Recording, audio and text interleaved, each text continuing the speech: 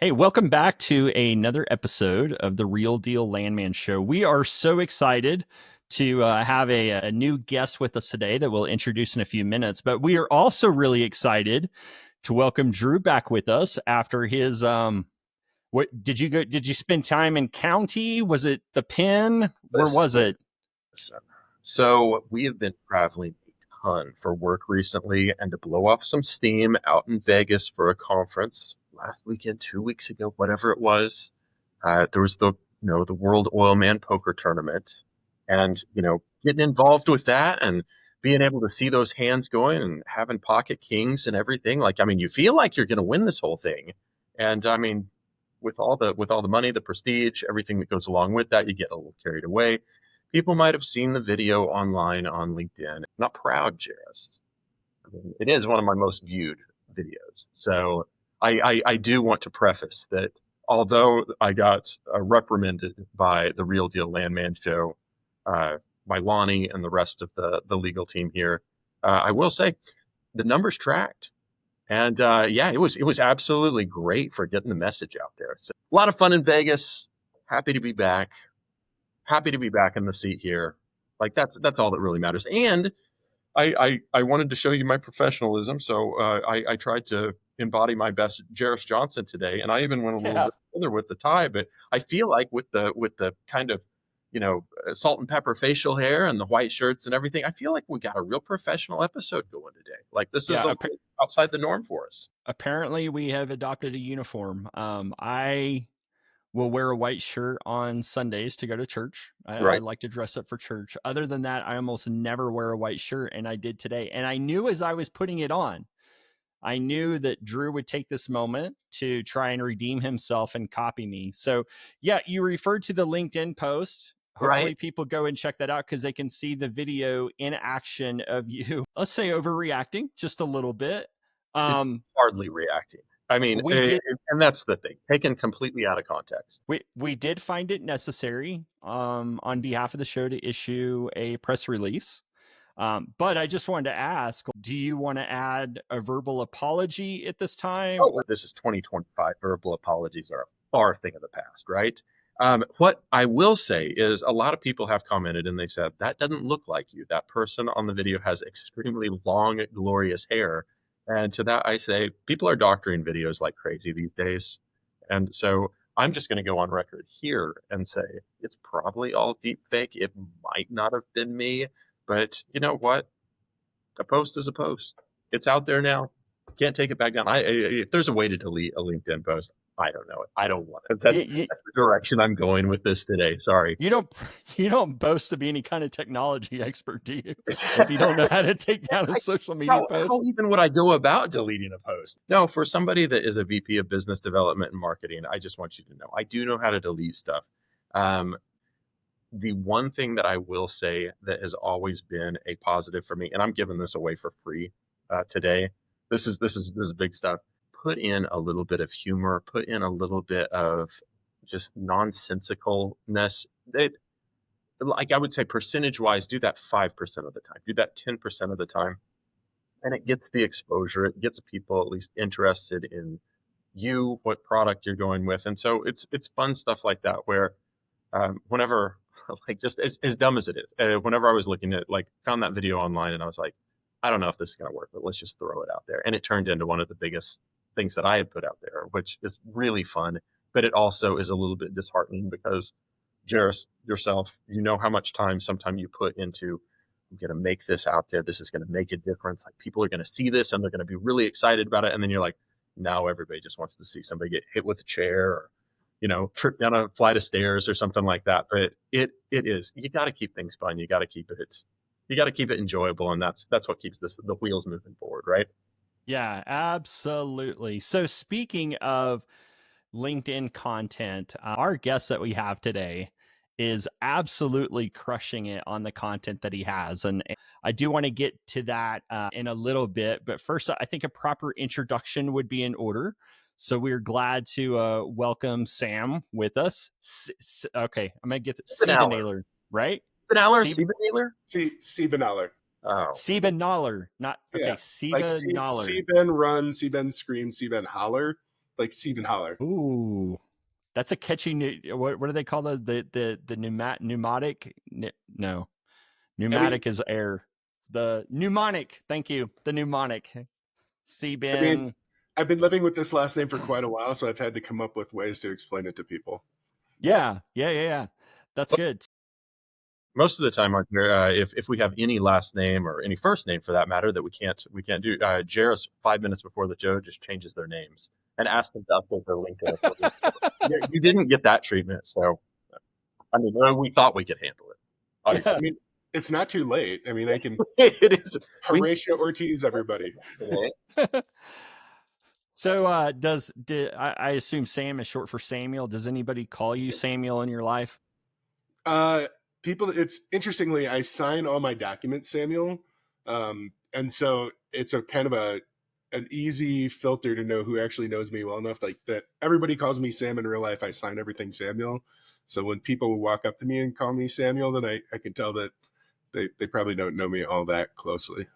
Yeah. Let me give kind of a quick background in what brought Sam with us on here today. So, Sam first reached out to me last year and found that I was living in Colorado Springs. And he's like, "Hey, I live in Colorado Springs.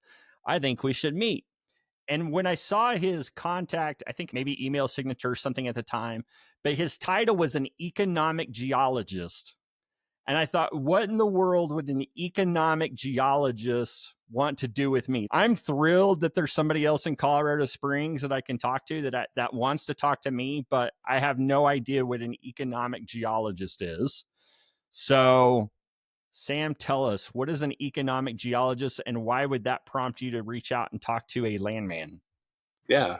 Okay. Well, within the realm of geology, you eventually end up sort of splitting and separating into different subfields.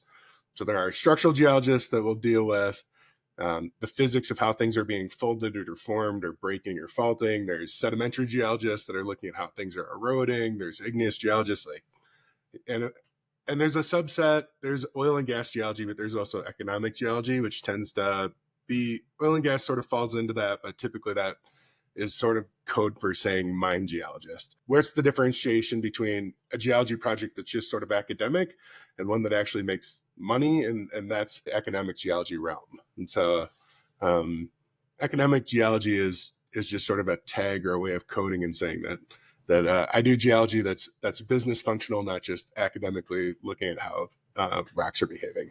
You mentioned mines. So are we talking like hard rock mines or what kind of mines are we talking about?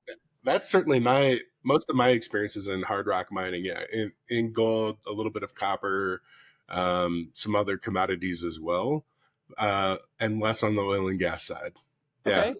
Did you grow up did you grow up doing this, or like what was kind of your first experience of getting into the mining? No, I dumb luck. I got into this all by dumb luck.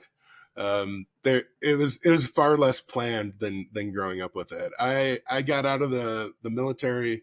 I had an opportunity to work for NATO over in Europe, but the position I was offered required a 4-year degree, and in my head, I sort of believed that had I taken that position, in my 20s, I was going to be forever capped at that pay grade because I was already getting the opt out to let me take that role in the first place without a college degree. So in my head, this became a situation where, well, I can get a degree in anything. I just need a degree in something.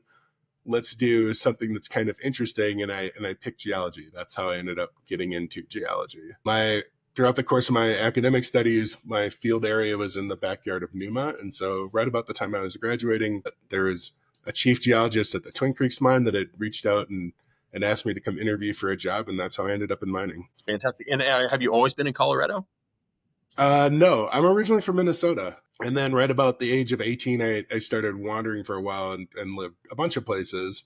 before ending up in Nevada for grad school. And then coming out of grad school, I took that job at Twin Creeks, which is in Winnemucca, Nevada. Was in Nevada for about 10 years before moving to Colorado. Yeah, that's a really good like swath around. I starting off in Minnesota, Nevada, and then you were military as well, right? Yep. How So many? I was in the Army for 4 years from 99 to '03. Yeah, and I was doing information security, right? Like IT. So completely different set of skills than what I do now. Something else. And your school, was it Colorado School of Mines or was it? My undergrad was at Winona State, which is a small state school in Minnesota. And then I got my master's degree at the University of Nevada, Las Vegas. Is Yep. is that in Winona? It's in Winona, yeah, in the southeast Shut corner. up. I didn't. Okay. Yeah. So my wife's grandparents, until they passed, they lived in St. Charles. Oh, okay. And so, So so I've been up to St. Charles several times. And then Winona's kind of like the big town that's not Rochester, next to St. Charles. So, fun fact for like oil and gas mines, there's a large percentage of our frac sand that gets used in nationwide operations that comes out of that same area. Okay. yep. Out of gosh, there's a chance I'm wrong here, so you might get the comment sections blowing up here, but I think that's the Jordan sandstone, if I remember correctly. That those. I'll have to take your word for it. I'll just go along with that. Yeah, no, that's a beautiful area. One of my favorite memories I have is Labor Day weekend. St. Charles has their Gladiola Days festival. And it was right after my son was born. It was a beautiful Sunday morning, and we were watching this parade, and he was, my baby son was sitting on my lap, and the weather was just gorgeous, and it was fantastic. I have lots of great memories from that St. Charles, Winona area. That's cool that you went to school there. Yeah, I actually grew up in Plainview, so right next to St. Charles. That's awesome. That's awesome. I didn't realize that. Okay. Very cool. So Colorado, I know there's a lot of mines that I see in Colorado, particularly Colorado Springs. My wife and I like to take a drive, and we like to go out to Victor and Cripple Creek, and there is a massive mine that is out there. Is that something that you've worked with? Yeah, I worked at Cripple Creek and Victor for almost 4 years. Yeah, I was helping with the technical services group up there in the mine geology department, helping manage that, which is kind of what got me into royalties, actually. Okay. So now we're getting somewhere. So far, I haven't really seen like the economic geologist Landman connection. Yeah. So take us to so you said the word royalties, and right away, like our listeners' ears are going to perk up and go, "Oh, royalties! I do something with royalties." Yeah. Okay. So how does that connect to your job? Well, at the time, overseeing the mine geology department, on the list of tasks and responsibilities that group has, within mines, it's a very interesting role. Interesting in the sense that you can get into it as an entry level job, and yet you're the end all be all for how a mine chooses to make money, because you're the one that's choosing what rock is ore and what rock is waste. So you're picking out the chunks of the mine that are going to go to the mill, the chunks of the mines that are going to get processed other ways, or stockpiled, or thrown away. And depending on the grade of some of those mining blocks, you can be making multi-million-dollar decisions over the course of 30 minutes. A high grade block could have 5,000, 10,000 ounces with gold in it. And you can be deciding whether or not that gets to the mill the way it's supposed to get to the mill, or if it gets thrown away and we don't recover any money whatsoever. So you get to pick what goes where. And in that, you get to decide how and when the mine makes money. How many years have you been a part of this now? I worked for Newmont for about 10 years. I've been in the mining industry for just shy of 20 years. Amazing. But to your question, in being that department that's making those decisions, you're also the one that becomes the accountant for deciding at the end of month in 30 days, how many tons of ore did we move? What was the grade of that ore? Where did it go? Did it get processed? That then immediately dovetails into royalties in terms of whose royalties, like who gets paid what, like how many of your tons and ounces did we move? How many ounces do we think that we recovered this month? And based on how many ounces we think we recovered, then that turns into how do you get paid? And of course, that gets into your royalty contract. As part of ore control, I also had done Cripple Creek and Victor has over 30 royalty holders on that mine. So knowing all of the contracts and how we're paying for each contract, and figuring out, okay, whose stuff did we process? Did we not process? How did we process it? How well did we process it? What's our estimate for how things recovered? All of those kinds of things. So my question, Sam, is like Jairus and I from that oil and gas world, like we're very familiar with the contracts and the leases and everything that go on with that. Like, is it a very similar situation, like where you said there's 40 different royalty owners? Are we talking about we're looking at the land, the surface, and the mineral? Like, are they signing leases? Are they signing for everything from the surface to the center of the earth that's coming out of there? What's a typical contract look like? Well, and I'm gonna also chime in. So this has been kind of new for me to learn on this. Interesting. I assumed that it wasn't all federal land, but especially like on, a lot of articles or things that you read seeing about mining, it's typically happening on federal land. But talking about this number of people, like I'm guessing there's a lot of private owners who have mining on their land as well. Yeah.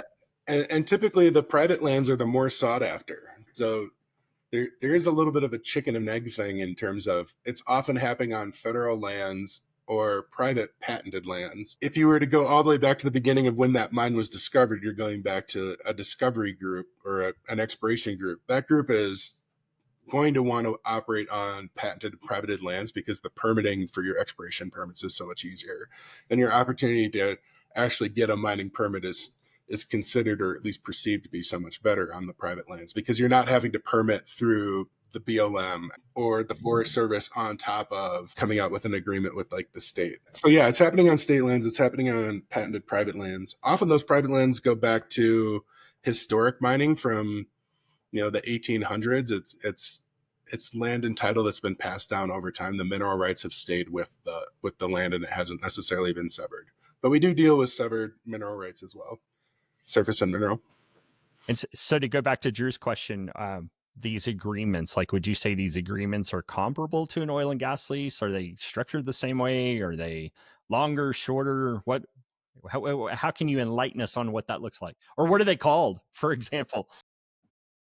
Yeah, so it's I was thinking about I'm toying around with how to do a LinkedIn post about this, but in mining there's a mechanism for payment called an NSR, a net smelter return, that's a little bit different than I think what you're accustomed to dealing with in oil and gas, and that is a payment on all of the metal once it leaves the gate.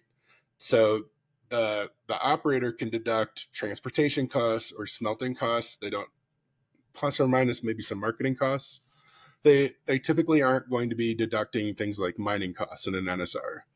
NSRs are so common that in mining, I suspect there's a decent number of people that consider NSR to mean royalty, as though that is the only actual kind of royalty. In oil and gas, you're more often looking at unitization kinds of royalties as opposed to like an actual payment on a profit or a produced kind of royalty, right? So, I mean, I think some of the payment mechanisms get to be a little bit different. There's some fundamental differences when you're dealing with something that is solid versus liquid. And there also ends up being a little bit of a difference in the sense that in mining, a lot of these lease deals might get made 10 or 15 or 20 years before you go into production.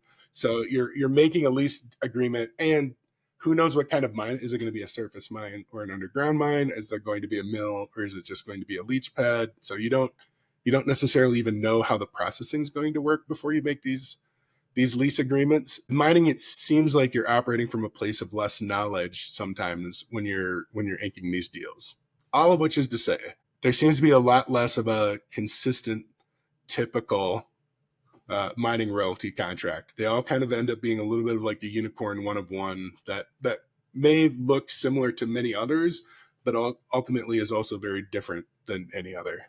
Do they have stipulations and like provisions inside those contracts of if this company stops operations for X amount of time, then they lose rights to being able to continue to mine there, kind of like a secondary term in like a oil and gas lease? Is the mine obligated to continue operations? Typically, mines are looking to build agreements that don't allow the royalty holder to have much say in their day-to-day operations at all.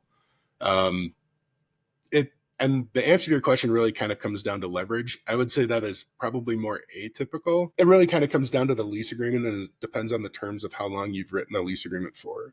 But so long as you're under lease, the mine has the capacity to kind of operate their mine however they want to. Are they obligated to do monthly payments to the owners? Depends on how you want to write it. The ones that I was dealing with typically were monthly payments. When is it determined that this exploration or this production or this mining agreement, when does it reach the end of its life? Like, when does that agreement expire? What triggers that? It just depends on how it's negotiated. So I'm aware of one that were looked at where now that the mine is running to the end of its life, it begins the process of handing it back to the actual landholder.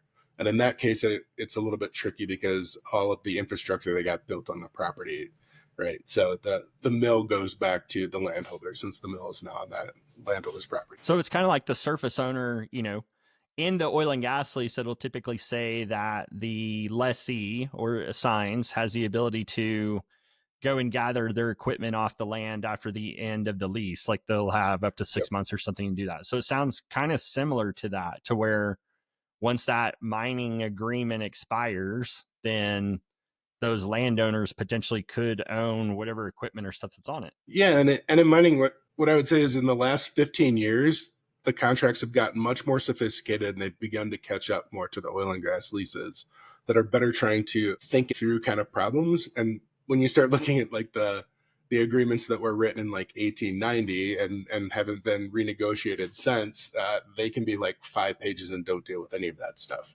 Yeah. One of the things that Jairus and I talk about a lot, and one of the things that we speak about at conventions too, is how technology is kind of ushering a new, I don't want to say renaissance into the oil and gas world, but the way that we're collecting data and the way that we are everything from revenue to the way that we're going through and looking at old contracts and using AI and leveraging. Do you see that similar in the mining world of have things kind of been going along the same route for quite a while? And now that we've really enhanced technology over the last few years, has that seen its way into the mining community? Sort of, but slower, I would say. I would say slower. My impression, oil and gas seems to be more enthusiastic to embrace technology. It's certainly like within the mixing of oil and gas and crypto and some of those things have made technology a little bit more commonplace or acceptable. It's interesting on the outside. A lot of these mines sort of operate like walled fortresses. And the mine managers that are operating those mines aren't necessarily incentivized to try the next new big thing. You've been given this mine plan that's 12 months long. It's 100% optimized. And by optimized, I mean they ran 1,000 scenarios and they looked at, you have 20 trucks and the trucks can operate this many hours a day with this kind of maintenance schedule. And this max speed. And we've figured it out down to how many loads per month each truck can move. And so if anything happened, like that truck gets a flat tire that wasn't in your plan that you wrote out 12 months ago, and now it's down for a day. And now because the rest of the year is already optimized, that lost production, there is no way to make that production up, right? You're now a month behind and there is no catch up because your other 11 months are already optimized too, right? Anything that involves a change is really just a chance to disrupt your plan in a way that you'll never be able to catch back up from. So you don't see hey, let's try AI and see what happens, right? Because that could be your year, and then you have one bad year, and as the mine manager, that can be the difference between a bonus and people are looking at you like you might get promoted, and man, do I have to worry about layoffs, right? In terms of you took a mine and overachieved or met the budget plan, or you missed the budget plan. These mines are less enthusiastic about trying new things. I say all of that to say, like, on the exploration side, you do see some of that. Like Cobalt Metals sort of famously is an exploration company that's using AI to aggregate large amounts of exploration data and try to find drill targets. So we are starting to see it come through in places. It's just sort of a hodgepodge depending on what part of the business and in terms of how enthusiastic they are about technology. From the little bit that I've looked in on you as CEO of Precision Mineral Accounting, is that right? And looking at your LinkedIn and looking at everything that you've got online, like it seems like you bring innovation and technology, and you've been a dynamic leader over your career. So whenever we just say what we did on how these mining companies and everything kind of slow moving and everything. So as CEO of Precision Mineral Accounting, what are you guys doing to be the tip of the spear and be looked at as kind of that innovative leader? Yeah. Well, Precision Mineral Accounting is a company that I founded based off my experiences issuing royalty payments. It's based on sort of the recognition that to look at a royalty the way that I look at a royalty in terms of what operationally happened on the ground and how did that impact and translate into what I believe I owe you as a payment.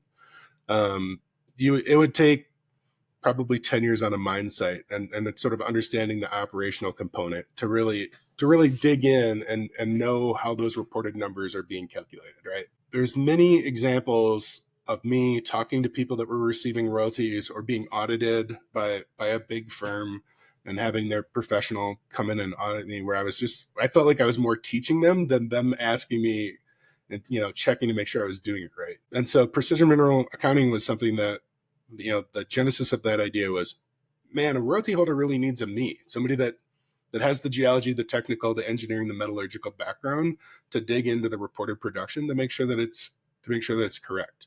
And without that background, the analogy that I tend to use or that I've come up with recently is it's a little bit like asking a hockey referee to, oversee a cricket game.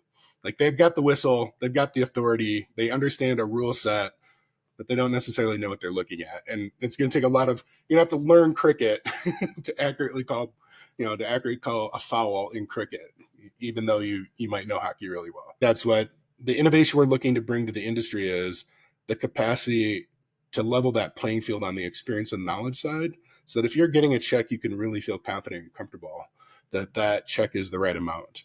And in many royalty holders cases, you know, it really comes down to they just sort of have to take the producer's word for it, you know. And we're hoping to help with that.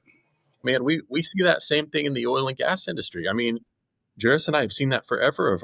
We talk to royalty owners all the time, and they are at the not the mercy, but they are taking what these companies give them as that is what I'm supposed to get. And there's a lot of good, groups out there. I think NARO and some of the other ones they help educate those royalty owners. But that's a very good calling to be in and to be able to help out with these companies. So that's fantastic. And I've noticed and recognized that in oil and gas there are companies that specialize in royalty management for royalty holders. They're quite common. Same in music or in other creatives. And on the mining side, there are some individuals that will help from here and there, but there isn't really a dedicated firm that is specializing in this specific, very niche sort of skill set. There's obviously the big firms that's under the umbrella of 100 services that they offer. We're looking to be very, very specific and specialized in mining royalty management. So are you pioneering something that for the most part just hasn't been done before? As best we can tell, yeah. I mean, I'm always sort of hesitant to say that somewhere, someplace, somebody didn't try something like this once before, and maybe I'm just not aware, but hopefully so, yeah. That's incredible. So, you brought up like there are firms and individuals who are mineral managers. They even pursue the certified mineral management certification from NARO. These are largely dealing with oil and gas royalty owners. And when they are working, when they do an audit or when they do some type of service to try and capture additional revenues, usually it's to the tune of tens of thousands, maybe hundreds of thousands. I mean, if what would you say is your prize? Like, what's the eye on the prize for people that you could be representing? Is that a number you can share, or like what you say? I would suspect it's to the tune of millions or tens of millions. In all seriousness, you can look at there's recently a dispute, the Masabi Trust and Cleveland Cliffs up in Minnesota, and that went to arbitration, and it was right around to the tune of $60 million, and that was for an underpayment that was happening. I want to say 2020, 2021, and just part of 2022. So in 2.5 years, they had racked up 60 million in underpayments that they got rectified in an arbitration hearing. Okay, so you probably got some attention there there on that number. You're pioneering something that's new. How are people finding out that you exist? Like, what do you do to go out and tell the world, private royalty owners that have mines on their property that there is somebody who is potentially an advocate on their behalf? What do you do to get that message out? We've only been around since January, so we are brand new. And so social media, getting the social media accounts and beginning to talk about that on social media, on conferences. Me and I have two partners in the company. We both have been in. I've been in mining for 20 years, and I think I might have the least experience between the three of us. So we have a pretty big networks. We've all been doing it for quite a while, and so just starting to talk to the people that we know and talk to the people that are providing services to these private royalty holders. As I've explained the business to people, that's sort of a really quick one that people will focus on is how do you find these people? And to some extent, I think the answer is it's kind of hard. From the business owner perspective, I think hard is okay because that means it's going to be hard on my competition too. So if we can figure it out, it becomes the moat that prevents anybody else from just picking it up and doing it as well. So one of my philosophies in business is I don't mind as it's hard as long as it's hard for everybody, because then that means when I figure it out, it's just hard on my competition. Right. Wise words. So when you're going to go to a company, and if we need to edit this out later, that's fine. I'm just curious, sure. Like when you have to when you go to a company later, like how are you going to get their attention to say, hey, I'm working on behalf of, or I'm trying to advocate on behalf of, and we think there's a claim here. What does it take to get their attention to where they're actually going to work with you and try and, provide, like, do they have to provide data like production, payment history? I mean, what does that process look like? Yeah, the answer is it kind of all comes down to the contract. So obviously in most contracts, you're hoping to have a right to audit clause. And part of what I'm hoping this company can also do is help people write better audit rights. Start getting very specific about the data that you get and how fast you get it. That's one thing to say that I'm entitled to reconciliation reports, but does that mean they can wait 5 years to get it to me? So being much more specific in your contracting in terms of what data you're going to need and how fast you're going to get it. But also, we can also look at things like for the publicly traded companies, they're required to publicly disclose their production. We can look at things like that. And in many cases, the mines aren't looking to get into an adversarial relationship with their royalty holders. To some extent, maybe the contract doesn't say you're entitled to data, and it doesn't say that you're not entitled to data. And we can talk about what data are you comfortable with sharing, especially if it's a case of data that you're already generating anyway. Can we just see that data if we're not asking you to do extra work that you wouldn't already be doing? I do find that tends to be where a lot of the pushback comes when you're asking for data. It becomes, well, how much more work are you making for me? Mm-hmm. I don't know if you were familiar with the Paramount Plus show, Landman, but do you think that they will eventually be able to make a Paramount Plus version of the job that you're doing? I hope not, because I don't want to see who they cast me as.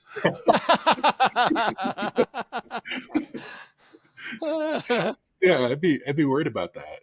I mean, I've heard that they may look at doing something that deals more with the mining industry to some extent. I don't know that it's going to be about the royalty component of it or the land piece of it. I'm trying to think of what would be like the most dramatic, like the greenfield exploration geos running around trying to make that discovery. I don't know. So when people ask you today what you do you say, oh, I'm CEO of this company? Do you say, oh, I'm founder of a startup? Do you still say, oh, I'm an economic geologist? Or do you say, like, I'm an advocate for mining royalty owners? Like, what's your quick answer when somebody says, so what do you do? I think depending on who I think I'm talking to, it could be any of those things. I would probably say I'm the CEO of a company that advocates for royalty holders. I sometimes would say, yeah, I'm a geologist in the mining industry. It would kind of depend on the audience and where I think they're asking me is coming from. Because it's one of those things where it's like, depending on how you want to look at me, I'd have worn a lot of hats, right? Like I'm a veteran, I'm a CEO, once a geologist, always a geologist. I don't know that the other geos are willing to claim me since I do so much executive work now. I think my standard answer to that was generally, yeah, I'm a CEO that advocates for fairness and transparency in mining royalties. In Colorado Springs, so whenever you're not running around working with the mines, talking to the royalty owners, what are some of the things that you and the family like to do? Oh man, what I'm finding in the last 5 months is when you're starting a company up and you're getting it off the ground, it's that classic, you kind of work for a jerk. Like if it's, my family time has become very much like scheduled, and obviously I know when I'm falling into a family situation and I try to be present there, but if there's just sort of like, I don't know what we're doing right now, then my brain immediately goes to like strategy and marketing and and who do we need to be in contact with. But I would say camping is a big one for us. We like to get outdoors. We like to go hiking. And, it's the typical Colorado stuff. And then being from Minnesota, anytime I can get out on the water, right? Like a kayak or a fishing boat, any of those things. That's fantastic. Jairus, you ever do fishing? You ever do kayaking up there? I don't do kayaking. I do something that I call fishing, which is I get near water or in water and I throw a line in there and hope that something happens. And honestly, that is satisfactory for me enough. I've tried to go into a fly shop and they start spewing out a bunch of terminology that I have no idea. And so, they have those little plastic cup things. I'm like, put some things in this and then tell me where to go use them. And that's kind of the extent of my fly fishing. But every now and then I catch something. Saturday I was at a lake and had a few minutes and I was throwing a lure in and caught a little trout, and that's fun to do. But I'm more of the jeeping type, so we like to see how high we can get without tearing something up and taking in the scenery. That is fantastic. Well, yeah, it takes a lot to be able to balance the work life. We've had a lot of people on where we've talked about different leadership techniques and just building out a business. Like Sam, I think you're on a good path. How many people do you currently have now? 5 now. And that it sounds like it keeps you guys busy completely and growing catalog of different clients. I mean, entrepreneurially, when we got into it, we were expecting this to be a 12 to 18 month kind of. I was prepared to have a long runway to first client, because you're dealing with people's money and you kind of have to build a reputation of trust before somebody's just gonna. I just was under the assumption very few people are going to be willing to be like, yeah, come this generational paycheck that we get every month that kind of provides for my family. Why don't you start tinkering with it? Even though I've never heard of you and your company's been around for a month. That didn't seem like that was going to be very likely to happen. So we've actually had great success, and the message has gone over really, really well. We've gotten a lot of positive feedback. We inked our first client much sooner than I actually ever anticipated we'd be able to. We've got some really good leads going. There's a growth plan in mind. It's all being kind of done deliberately. The goal would be to get to kind of 15 or 20 people, and that's going to depend on what clients we bring on and when we bring them on. But between governments, First Nations in Canada, which it's the way First Nations operate in Canada is obviously very different than here in the U.S., as you may or may not be aware, in terms of the leverage and the clout and their constitutionally endowed rights to have a seat at the table for how minerals are being used. And then the family practices and private holders. It's been building out the relationships in all three of those kind of pillars. It's been really interesting to just know royalties, but I hadn't really thought about marketing or ideal client profiles or those kinds of things. So you mentioned Canada. Is this a service that you could potentially deploy internationally? You could go global? Yeah, and we intend to. Yeah. Certainly within Canada, Mexico, South and Central America. There's a lot going on in mining right now in the Middle East. I wouldn't say that we're actively marketing there, but we do have some connections there. So, and would be open to other countries as well. Australia is a huge mining country internationally for sure. That's so cool. So I'm gonna put the two of you on the spot here. So Drew is a business development wizard, especially for new companies. He's done this a few times with brand new companies. Has been their business development guy and has helped build them up. Drew was also, for those who don't know, Drew was also the owner relations manager for an oil and gas company that historically likely had more royalty owners than any other company in the United States. So, with this flashing, impressive background, Drew, one, what is advice that you would give Sam for his startup? And two, Sam, what questions would you have from Drew from his experiences on dealing with literally tens of thousands of different owners who have every question imaginable in every part of the United States? That's pretty big, Jairus. That's Yeah. pretty. Yeah, you guys have fun. I'm gonna go take a break. No, you go get a cup of coffee. Come back in a Yeah. few. The only thing that I could say, and it is nothing that Sam doesn't already know. I know, and it is be authentic and be just wear the truth on the sleeve the entire time of every one of the royalty owners that I ever talked to. They are looking for information. They're looking for someone to be able to take care of them with their best interest in mind. And I think, especially working for like a energy company, whenever the mindset of people throughout the nation, it ebbs and flows with the news, or ebbs and flows with like the money that they're receiving. You receive less money, you automatically think less of that company, and it's just like animalistic. That's just the way that people are wired, right?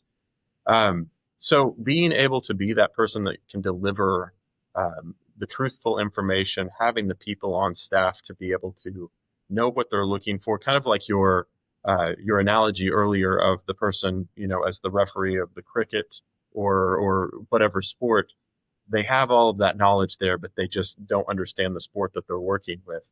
Um, Being able to accumulate people on your staff that do have that knowledge and do have that area of expertise, because the normal person doesn't have that. And to be able to go to a company that has that deep, rich knowledge set, that's where that's where the real trust lies. And I think it's fantastic of being able to see that this little niche part of the market is something that needs attention. And with the experience that you've got, it sounds like you're already building that out. Especially if it's just fresh since January. You guys are doing fantastic already. Thank you. Yeah, I like to think that I'm pretty good at being authentic. I suspect that might come out with some of my social media stuff. I'm awfully glad that my partner has put up with my sometimes dry and sarcastic sense of humor that will come out from time to time. The question that pops in my mind for you, Drew, is sort of like, and we've been touching on it. How did you go about finding these royalty holders? Was it the traditional landman approach of heading to the county courthouse? Was there something beyond that? There was a lot of that. There's a lot of databases even online of being able to find where like there's been no way to get a hold of the person that's supposed to receive the royalty. And I would suspect in mining, since it is this generational thing, it sounds like with a lot smaller set of owners, I would imagine it would probably be a little easier.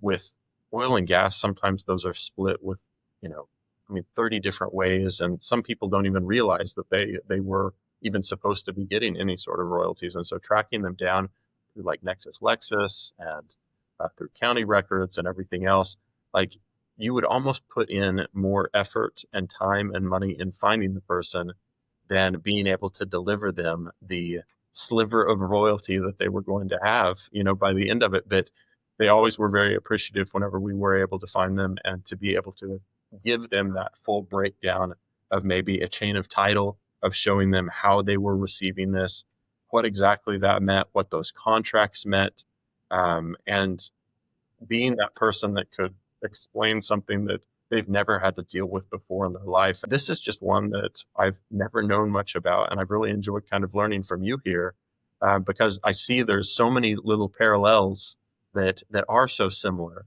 and then there's so much that I know is completely different. But super super interesting. Yeah, I think, and Jairus and I have had the conversation before of what's the same and what's different. It's probably easier to measure a barrel. At the end of the day, measuring an ounce isn't necessarily tough, but sometimes you're estimating it as opposed to being able to directly measure it. And we deal more with grades, I think, right? In terms of 100 ounces per ton versus, economics can take you all the way down to 0.008 ounces per ton.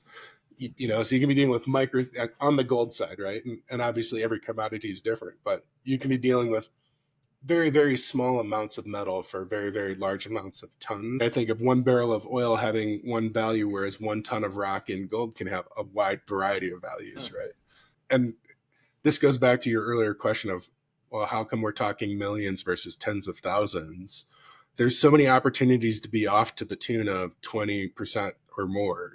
You start getting into geostatistical theory in terms of we want to assign a grade to 100 million tons, and we took a 10-pound sample and we crushed that up, and we ultimately pulled 30 grams of material, and we tested that, and we got a grade for that 30 grams, and we then extract that out to 100 or 1,000 or 10,000 tons. How accurate is that, right? And when things start to get really nuggety, okay, the nuggety meaning this 30 grams was 100 ounces per ton. Does that mean all 10,000 tons are 100 ounces per ton? Something that's that extremely enriched? Probably not. Maybe you just happened to catch a sample that had that one little gold nugget in it, and that's the only gold nugget, right? Or maybe you sampled 6 inches to the side and you missed that gold nugget, and you think there's no gold there. So it can get very sophisticated sampling theory when you start extracting out to these models that are suggesting what the average grade of your material is going to be. And then, of course, you can run it through the mill, and at the end of it, you will pour a bar of something out. But then, if I assume that I sent you 1,000 ounces and we produced 500 ounces, does that mean my assumption was wrong, or did we only recover 50% of what was in there? Were our models wrong? Was our recovery terrible? And so that assay plus or minus 10%, our assumption of how many tons plus or minus 10%, our recovery plus or minus 10%. Next thing you know, you can be off by 20 or 30%, and 20 or 30% of 500,000 ounces produced per year can end up being a whole lot of money at $3,000 an ounce, right? Absolutely. It honestly sounds like you have really developed a very sound process of being able to evaluate, and we absolutely wish you the best of luck with this company that you're working on. For the people that are listening or watching online, what's the best way to get a hold of you, Sam? You can find me on LinkedIn at Sam Siebenaler, precisionmineralaccounting.com, our website. You can reach out to us there. Sam at precisionmineralaccounting.com. That's my email address. Any of those work. Yeah. Give us a last word on what you expect to see from maybe the mining industry, or what's your outlook look like for the rest of 2025? Ooh, for 2025 for the mining industry. Right now, everybody is really excited about critical minerals, and people are looking at locking up supply chain. And geopolitically, there's been a real reckoning about how China has locked up the processing capacity, the refining capacity. So you can discover any of these critical minerals that you need, but you still end up having to send them to China to get them turned into a usable product. So I think 2025 on the political side, there's just going to be a lot of looking at, are we bringing some of that capacity home? And especially as supply chains have gotten weaponized and your ability to turn off, the kinds of metals and minerals that are needed for defense of a country. All of that said, there's a lot of enthusiasm and excitement around exploration and processing for critical minerals. Let's see how that turns out, because I think there's still a lot of icky factor that the industry works against in terms of, we understand we need these mines, but I don't want one in my backyard. How that turns into permitting, all of that sort of up for grabs. Not to mention, even if you find them, how do the economics work? Is this something that's being subsidized on a federal level or a state level? Like, it's just a very interesting time in mining in terms of how we get our message out there and say, hey, we are every bit as important and necessary to a modern society as farming or as oil and gas. I think mining's trying to come up from behind the shadows and say, hey, we're important too, and we've been a little bit ignored.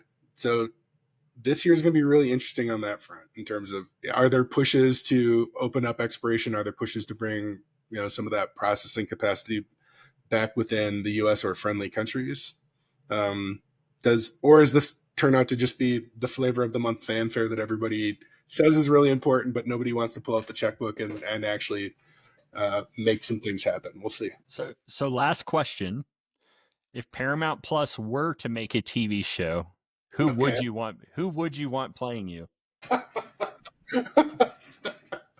That's a great question. I don't know that I have an answer. Probably not Billy Bob Thornton though. I mean, like, I get that he's famous, but I don't see me as a Billy Bob Thornton type. The Rock? Can I be The Rock? There you go. Okay. I like it. I like it. Dwayne Johnson running around auditing royalties. There we go. I don't know if he's going to go for that script. We'll put in a few calls for you. Done. We really appreciate it, Sam. This has been Thank you. fantastic, and this is one of those fun episodes where we get to kind of branch out from our past of Jairus and my past, learn something new. I hope you guys listening and watching at home have learned something new too. Get a hold of Sam if you'd like to connect and find out more. And this has been the Real Deal Landman Show. That's Jairus. I'm Drew. We'll see you next time. Thanks, guys.